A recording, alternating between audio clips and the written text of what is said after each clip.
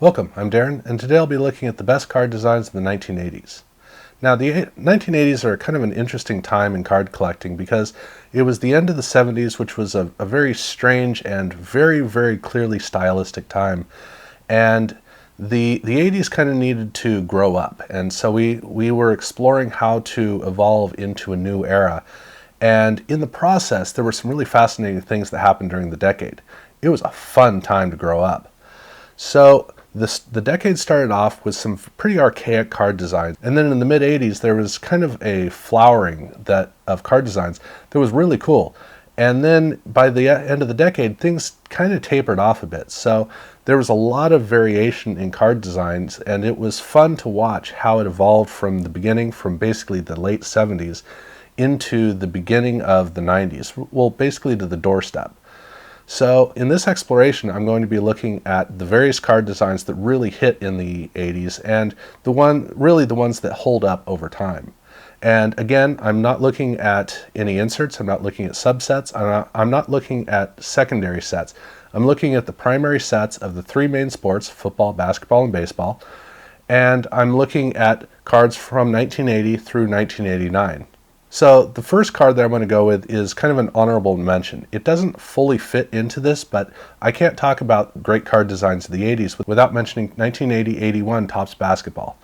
These cards are a pretty simple concept, which is they took a card and they split it into three and made three mini cards with perforations between. And because of this orientation, it creates a very tall window for the image, which means that every card is basically a very clear portrait of each individual player. And the card design has a very simplistic front because there's not a lot of real estate, and the back has very minimal amounts of information because, again, there's not a lot of real estate. But then because there are so many cards, there are 3 cards for every card, it makes the card set a lot bigger, so you can have different cards for each player through the course of the set. And so no card is trying to do too much. And as a result, all the cards have this cool little miniature quality, and this card set is a really fun experience to go through. So they're amazing cards in terms that they're a lot of fun. It's just that the card design itself is a little bit lacking, and that's fine. But as far as great card designs go, I'm going to start off with a tie for number 5. Now, I could have gone with Fleer and I could have gone with Donruss. Either one would have fit. And while Fleer is more staid and cleaner in terms of its card designs, Donruss liked to be a little bit more bold. And I thought that in terms of this particular grouping of top 5, which I wanted to do, I thought that the Donruss cards fit a little bit better. And I couldn't figure out which Donruss card to go with, so I went with 85 and 89. Now to start with, 85 is kind of the quintessential 80s card. This is the card that the 80s designed. It's a simple black border with a white trim on the inside with a very strong image on the inside of that. And inside there's not a lot of stuff going on with, there's a team logo and there's a name, there's some things like that. But the big thing in the card is there's a design element on the outside in the black, which is some bars of red that's kind of like a digital horizon from old computer technology. And it's a very bold red on a very bold black, and the way that it fits in, it looks like an 80s card. There's a nostalgic quality to it, and there's a bold modern statement at that time that reads really well. Some of the other cards got a little carried away with some of the elements that they put in, and I thought that it was very successful in creating a bold, simple, modern, and straightforward card design. So this was one I could not leave off the list. I do like it. But in 89, they went with a color fade treatment on this card. Now this is a card that is kind of the quintessential, to me it's kind of the quintessential junk wax era card. These cards were everywhere, absolutely everywhere, and because the card design is so bold, it was very noticeable. So as I was growing up, these cards were just basically filler that showed up everywhere that you possibly looked. So I never really took the time to look at them, but when I did eventually look at them, I found that the card designs are really good. They tend to have good pictures. The pictures stand out very clearly. They're well designed within the frame, and the color fade, as long as you're looking at an individual basis, the color fade looks really good. When you put it onto a page, it can kind of get lost and the color fades end up becoming too dominant, but on an individual basis, these cards are a uniquely strong entry. And color fades were very rare in the 80s. That was more of a 90s concept. And so this was one of the few cards that had actually attempted it, and it worked really well on these cards. So I think that they fit into this category, but I can't figure out if a quintessential 80s card or a pre-90s card really fits. And the biggest problem that these have, of course, is their Donruss. And Donruss had basically one card back, and they just kept using it year after year after year, and it just wasn't very good. But the card fronts really do work really well on these cards. So starting into the top four, the fourth best card design for me is 1982 Topps Football. This is a card that I didn't notice for a long time because it was always one of the old cards to me, and it looks like an old card. But when I took the time to really look at it, I discovered that it's a really well-designed card, and it has a great mixture of old and new feel to it.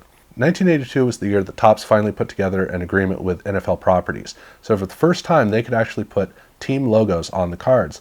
And to celebrate this, they put a helmet in the card design of every single card. So right down in the bottom left-hand corner is a helmet, a really well-designed helmet. The proportions, the relationship that it has, the strength of the color of it, the detailing in it, it all works really well. And it flows into a waving banner that combined together make one of the strongest card designs of basically prior to the 1990s. And like I said, it has kind of a classic feel. All of those curves in it do really feel kind of nostalgic, but at the same time there's a crispness, a clearness, a boldness. They didn't go with a truly modern helmet. They went with an older style dual bar but single mount face mask on these helmets, which doesn't ask too much, and it doesn't jump out as old, because in the previous times they would usually use a single bar, and this time actually looked like a more modern helmet. So the card design works well, and a lot of the pictures look good, and even when the pictures are kind of fuzzy, they still look pretty good. So this card overall works really well, and the only drawback that I see is that while the card has a nice crisp red borderline around the outside that is straight on the three sides, it gets curved as it goes around all the detailing on the inside, and if you really inspect the card, that can kind of jump out and kind of dampen the card, but I don't notice it most of the time. It's only when I really inspect it that I see the flaws. So I think that at the end of the day, it's probably better that it's there, but it's the only thing that I look at and I'd like to see improved. For my third best design, that's actually 1987 Topps Baseball. Now this is a card that I never really knew existed. I've always seen it, it's always existed, but I never took the time to look at it. And that was until a couple of months ago when I actually decided to put together the set. And as I spent time with these cards, I discovered that they're really, really, really well-designed cards. In 1986, the preceding design for this was used in football, and it was a green card with hash marks, and it just didn't look very good. But this particular card came out really well, and Topps has always been a card company that has made its money on borders. And this is one of the few times where they didn't go with a white border, and instead of doing like a bold green or a strong black, they went with a wood grain. And the wood grain, the coloration of the wood grain works really well to balance with all the components of the card. The imagery on the card, the picture inside the card, all of that works together into a really well-blended combination. And the wood grain itself, it's never distracting. Back in the 60s, I thought it always looked kind of hokey, but this one actually looks really strong. Now, the big drawback these cards have is every time that it's printed, the color of the wood grain tends to come out a bit different. So it can come out kind of washed out, or it can come out with an odd hue, but when the wood grain color is correct, when it hits right, it's a really strong design. It looks great, and I've come to really appreciate these cards. So I think that these are basically the best baseball designs of the 1980s. I am a big fan of these cards, and I put them at number 3. Now for number 2, I go with probably the most controversial card that I'll have on this list, which is 1985 Topps Football. 85 Topps Football, for me, it's always been my favorite card of the 80s. This is the card that really captured me early on. It is a very simple, straightforward design. It's a nod to 1962. And it's got kind of a nod to 72 as well. Now, the 1960s card that it's inspired by is one of the great cards of all time. Football and baseball both had cards done at about this time that really stood out. It was 1 year of each, and it stood out as this individual moment where they really hit it. And this was kind of a nod back to that classic card. But they went with an ultra simplistic approach in this case. They went with a horizontal orientation or a vertical orientation.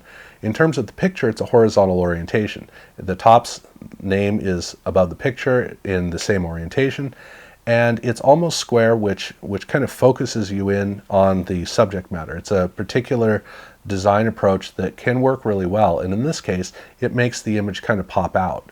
A lot of these cards are portraits, and they look good, but a lot of the action shots actually come out a lot stronger on these cards for whatever reason. It could be the framing, it could be the way that the pictures were chosen, who knows. But these cards aren't just a horizontal card, they also have a vertical orientation as well, because the player name and the team name are oriented in the opposite direction. And this is where the card design really becomes strong, because you have a nearly square picture for the player, and then you have a big bold last name with a little first name in white, and on the opposite side of that is a color bar with the team name. And the color bar opposite the white, that perfectly balances the image to create a really well balanced card, so that this card is a sneaky good card. It is a very, very basic card design that is highly successful, and I've always loved these cards. Now, card backs usually don't come into play for me in terms of these cards. In the 80s, card backs weren't really much to talk about. This, for me, is one of the better card backs, and I really don't know why. There's nothing really, truly spectacular about it, but I've always thought that the card backs do hold up pretty well. They read pretty well. So that's kind of a perk to it, but this is still about the front.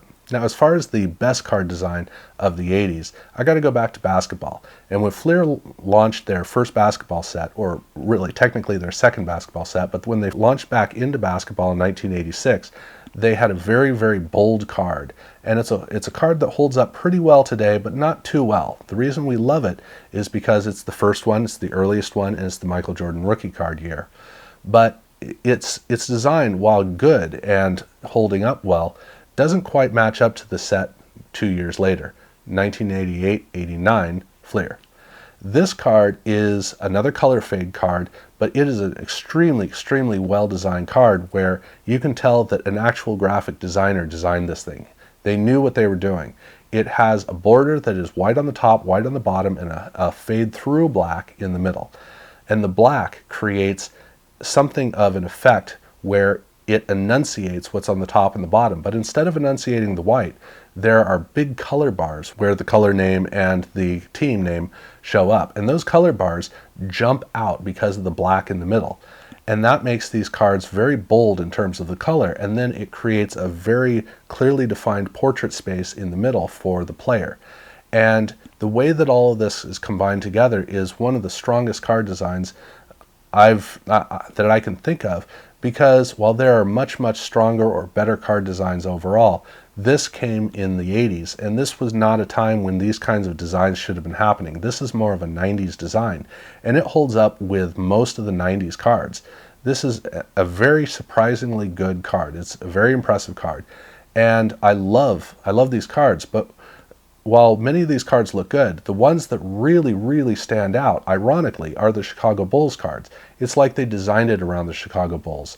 And so for a Jordan or Pippen or Horace Grant or any of these guys, this is the card set to me that really showcases those cards the best. And I really can't think of other basketball cards other than basically 90-91 Skybox that are as strong and as good looking as these cards. But even with Skybox, they didn't really get into the color of the team, and that's where this card is really the strongest, because those team colors make the cards stand out to a greater level than anything else in the 80s, and I love these cards. So that's my particular take on 80s card design for the best cards, and I'm curious to hear what you have to say. I'm really curious to hear how much 85 Topps gets hit for its position at number 2. And I encourage you to look around at my different videos if you haven't already. Be sure to subscribe and check out the videos that I've got coming up. And I hope that you like this video, and thank you very much for watching.